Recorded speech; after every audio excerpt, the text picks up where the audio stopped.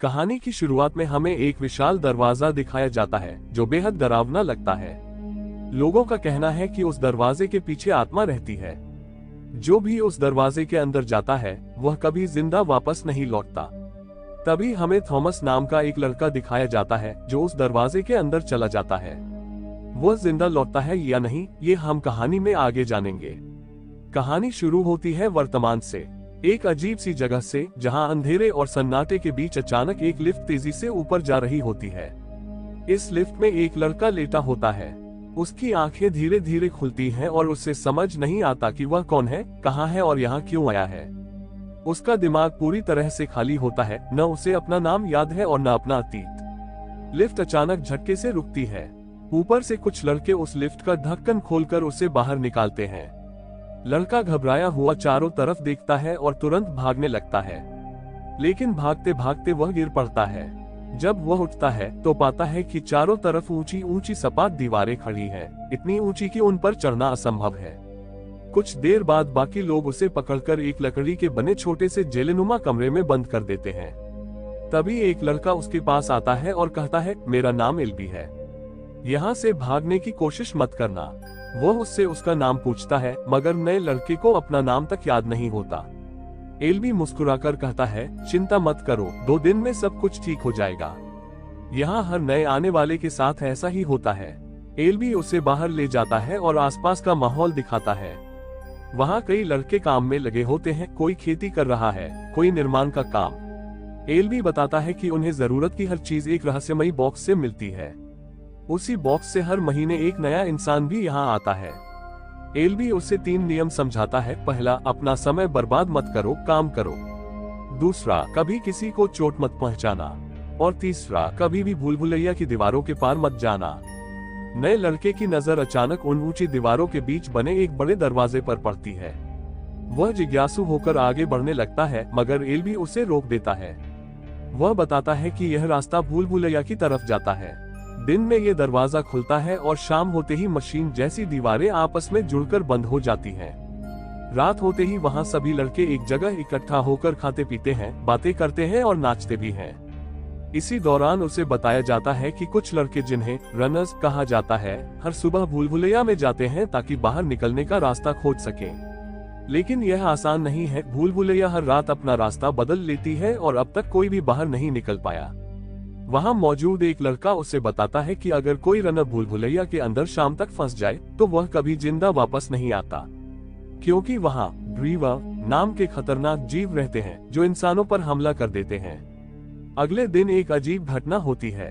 एक लड़का जो पिछले दिन भूल भुलैया में गया था, अचानक थॉमस यानी नया आया लड़का पर हमला कर देता है।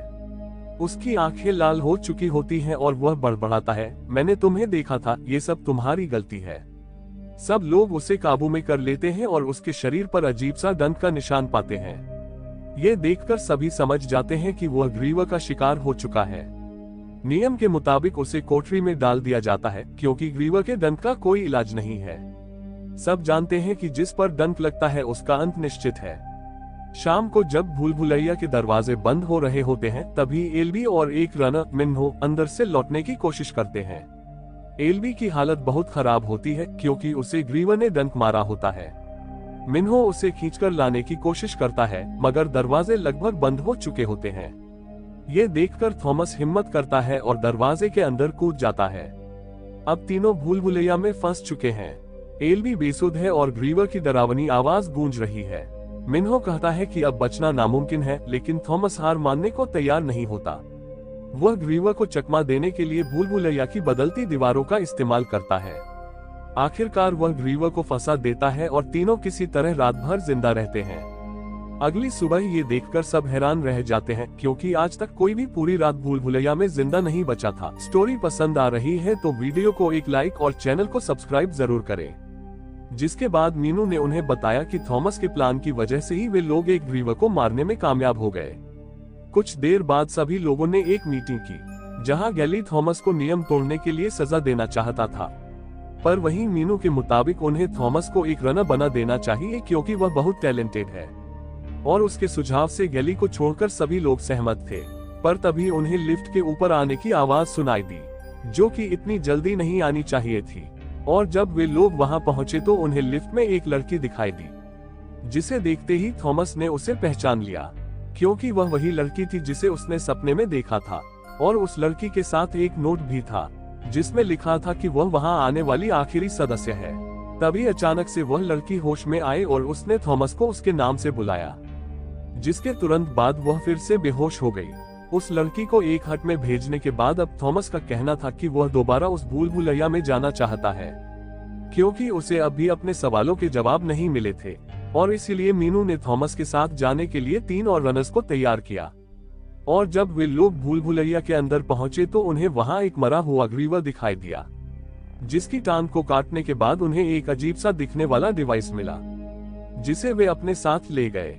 बस्ती में वापस आते ही वे लोग उस डिवाइस की जांच करने में लग गए, जिस दौरान उन्हें डिवाइस पर विकेट नाम लिखा हुआ मिला, जो उस बॉक्स में आने वाले सामान पर भी लिखा होता था। और इसका मतलब एकदम साफ था कि जो भी उन लोगों को सामान भेजता था, उसी ने ग्रीवर्स को भी बनाया था। थॉमस अभी भी उस डिवाइस की जांच में लगा हुआ था, पर वहीं गैली का मानना था कि उसे इतने सारे नियम तोड़ने के लिए सजा मिलनी चाहिए। वहीं न्यूट का मानना था कि थॉमस को एक और रात भूल भुलैया में बितानी चाहिए, जिसके बाद उसे सही तौर पर रनर घोषित कर दिया जाएगा।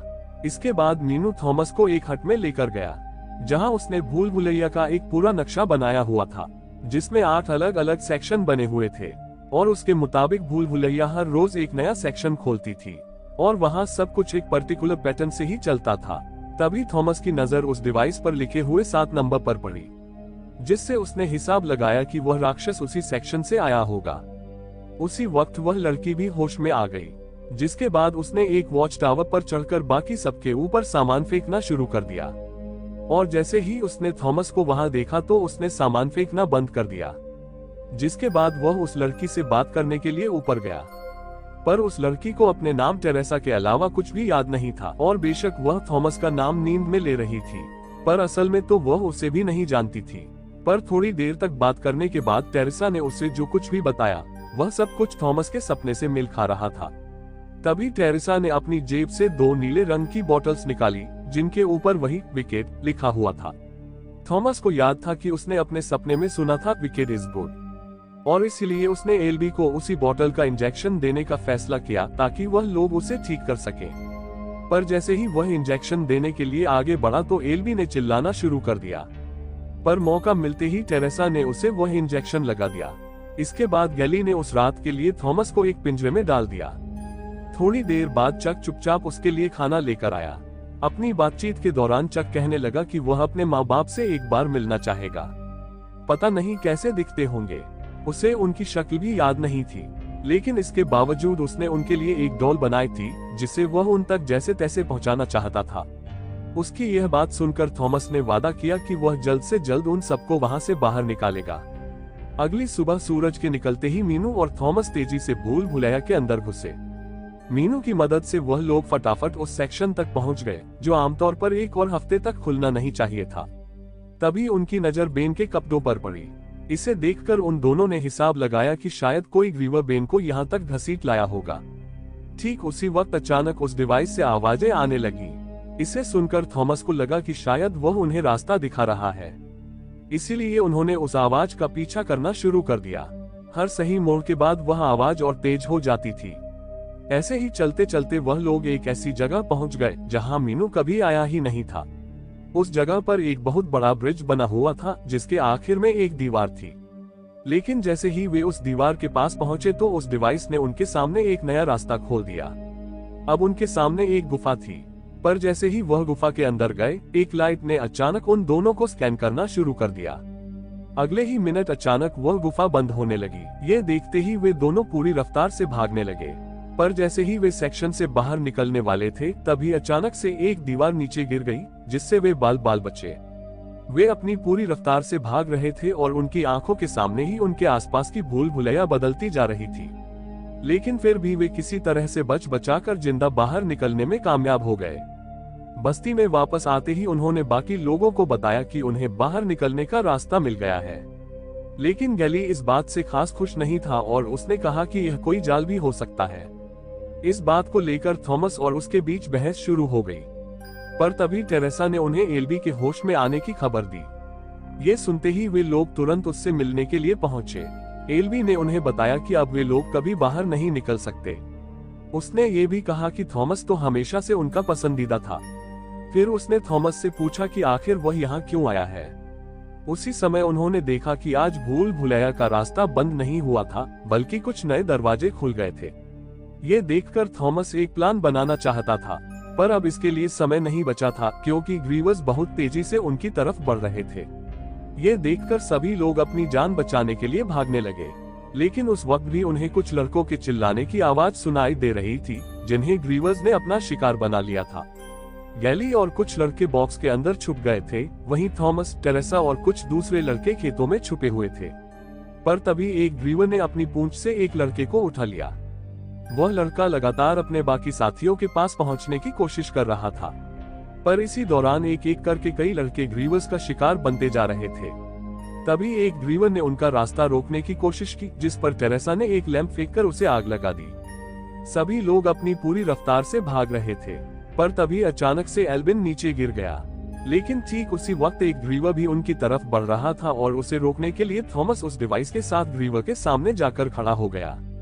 उसी समय हंटर्स ने उस ग्रीवर पर हमला कर दिया, जिससे उन लोगों को वहां से भागकर एक हट में छुपने का मौका मिल गया। पर अगले ही सेकंड उस ग्रीवर ने छत से हमला करके एक और लड़के को उठा लिया। इसके बाद उस राक्षस ने चक को भी उठाने की कोशिश की, पर थॉमस और उसके साथियों ने किसी तरह से उसे बचा लिया। पर इसी बीच उस राक्षस ने एल्वी को उठा लिया। ये सब खत्म होने के बाद जब वे सब बाहर निकले तो उन्होंने देखा कि उनके अलावा सिर्फ वही लोग बचे थे जो बॉक्स के अंदर छुपे हुए थे। बाहर आते ही गैली ने थॉमस को पीटना शुरू कर दिया, क्योंकि उसके मुताबिक इस सब में सिर्फ थॉमस की ही गलती थी। पर थॉमस को अभी भी अपने सवालों के जवाब नहीं मिले थे और इसलिए उसने ग्रीवर के जहर से भरे इंजेक्शन को खुद को लगा लिया, जिसके तुरंत बाद वह बेहोश हो गया। बेहोशी की हालत में उसे दोबारा वही सपना आया, जिसमें वह एक लैब में टेरेसा के साथ था, जहां कुछ लड़कों पर एक्सपेरिमेंट किए जा रहे थे। जब उसे दोबारा होश आया तो सिर्फ टेरेसा उसके साथ थी। तभी कुछ लड़कों ने उसे बताया कि उसकी गैरमौजूदगी में गैली ने सब कुछ अपने कंट्रोल में ले लिया था और साथ ही उसने सभी को यह विश्वास दिला दिया था कि इस सब में सारी गलती थॉमस की ही है। उनकी यह बात सुनकर थॉमस ने अपनी गलती को मान भी लिया, जिसके बाद उसने सभी को बताया कि असल में वे लोग किसी भूल भुलैया में नहीं हैं, बल्कि यह तो एक टेस्ट है जिसे पार करके उन्हें बाहर निकलना होगा। ये सब विकेट नाम की एक कंपनी अपने एक्सपेरिमेंट के लिए कर रही है। साथ ही थॉमस और टेरेसा भी एक वक्त पर विकेट के लिए काम करते थे। कुछ देर बाद थॉमस और टेरेसा को गैली के पास ले जाया गया, जो उस दीवार पर लिखे नामों पर कांटा लगा रहा था। अब गैली थॉमस और टेरेसा को वापस भूल भुलैया में भेजना चाहता था, पर उन्हीं में से कुछ लड़कों को अब लग रहा था कि शायद थॉमस को सच में बाहर निकलने का रास्ता पता है। इसी मौके का फायदा उठाकर थॉमस ने खुद को गार्ड्स की कैद से आजाद करा लिया और इधर मीनू ने अपना ब्लेड गैली के ऊपर तान दिया। इसके बाद थॉमस ने ऐलान किया कि अब वह और उसके साथी हमेशा के लिए यहाँ से जा रहे हैं। अगर किसी को उनके साथ आना है तो वह आ सकता है। गैली को लग रहा था कि कोई पागल ही उसके साथ जाएगा, पर अगले ही सेकंड काफी सारे लड़के उसके साथ जाने को तैयार हो गए। काफी देर तक भूल भुलैया में भागने के बाद आखिरकार वे लोग सेक्शन सी के दरवाजे के बाहर पहुंच गए, जहां उनका सामना एक और ग्रीवर से हुआ। इस लड़ाई में उन्होंने बड़ी ही चालाकी से उस राक्षस पर हमला किया, पर इसके बावजूद भी कुछ लड़के खाई में गिर गए। तभी टेरेसा ने उस राक्षस पर हमला करते हुए गलती से डिवाइस को खाई की तरफ फेंक दिया। जैसे ही चक उसे उठाने के लिए गया तो उसकी नजर एक और ग्रीवर पर पड़ी, जो ऊपर की तरफ आ रहा था। जैसे ही चक ने इस बारे में सभी को बताया, उन्होंने उस राक्षस को अपनी पूरी जान लगाकर वापस खाई में फेंक दिया। पर तभी दो और ग्रीवर्स वहां पहुंच गए, जिसके चलते उनमें से काफी सारे लड़के मारे गए। वहीं दूसरी तरफ टेरेसा और चक ने डिवाइस की मदद से उस दरवाजे को खोल दिया, जिसके तुरंत बाद भूल भुलैया की सारी दीवारें बंद होने लग गईं। इसके बाद उस दरवाजे को पार करके वे लोग एक टनल में पहुंचे, जो कि काफी फ्यूचरिस्टिक सी थी। वहां पर आमतौर पर जैसे होती है वैसी लाइट भी थी और उसी टनल को पार करते हुए वे लोग एक लैब में पहुंचे, जहां कई सारे साइंटिस्ट और गार्ड्स की लाशें पड़ी हुई थीं। उसी लैब के मेन रूम में कई सारे कैमरे लगे हुए थे, जिन्हें देखकर वे लोग तुरंत ही समझ गए कि वे साइंटिस्ट 24 घंटे उन पर नजर रखे हुए थे। और जैसे ही थॉमस ने एक बटन दबाया तो उनके सामने एक वीडियो चल गई, जिसमें वही औरत थी जो थॉमस को अपने सपने में दिखाई दी थी। असल में उस औरत का नाम डॉक्टर एवा था, जो कि विकेट की डायरेक्टर भी थी। उस वीडियो में एवा ने उन्हें बताया था कि असल में कई साल पहले सूरज ने धरती को पूरी तरह से सुखा दिया था, जिसके चलते इंसानों का धरती पर रहना असंभव हो गया था। और फिर इसके कुछ समय बाद फ्लेयर नाम का एक वायरस पूरी धरती पर फैल गया।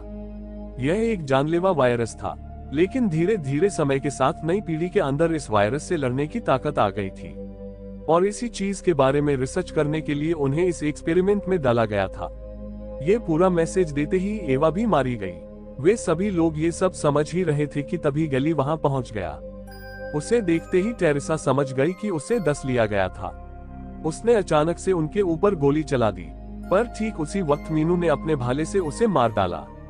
लेकिन गली की चलाई हुई गोली तब तक चक को लग चुकी थी। मरने से पहले चक ने अपनी बनाई हुई डॉल थॉमस को पकड़ाते हुए उसका धन्यवाद किया, और ठीक उसी वक्त एक दरवाजा खुला।